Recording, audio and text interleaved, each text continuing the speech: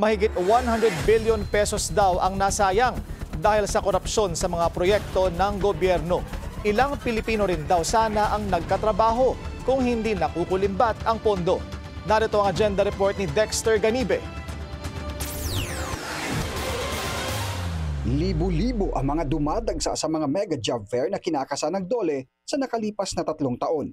Bagamat bumaba sa 5.8 million na Pinoy ang walang trabaho noong nakaraang taon ikumpara sa 5.9 million noong 2023. Ayon sa Finance Department, mas marami pa sanang nabigyan ng trabaho kung nagamit ng wasto at hindi naging guni-guni lang ang mga pinondohang flood control project sa bansa.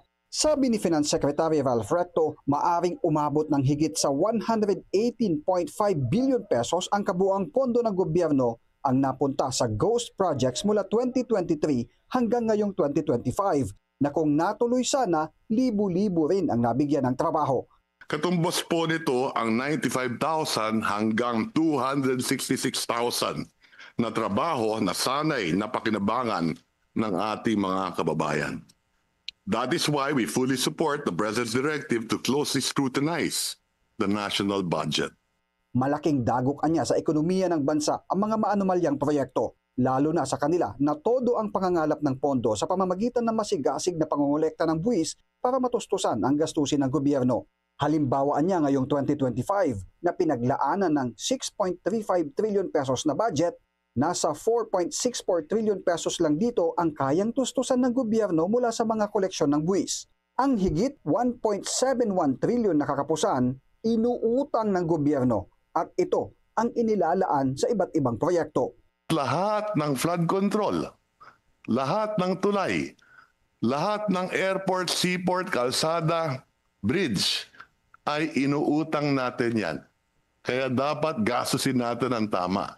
Lahat ng inuutang natin, lahat ng capital outlay natin, inuutang natin yan. Sa inisyal na pagbusisi ng mga senador sa panukalang budget para sa 2026, napuna ni Senator Erwin Tulfo na ang mga panukalang flood control projects ay mistulang higher version ng pork barrel scam noon. Well, lahat po naman kayo dito sa executive, wala pa noong panahon po ni Napoles. Pero what we are seeing here is parang mga pork barrel po ito. In short, this is pork barrel.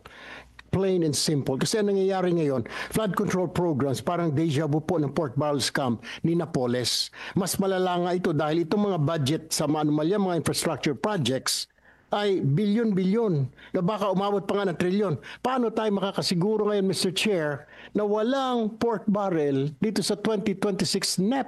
Inutos na ni Pangulong Bongbong Marcos ang pagbusisi sa isinumiting National Expenditure Program para hindi maulit sa 2026 budget ang mga kaduda-dudang insertion sa 2025 budget na tinaguri ang pinakakorap na budget ng bansa. Para sa agenda, Dexter Ganibe, Abante!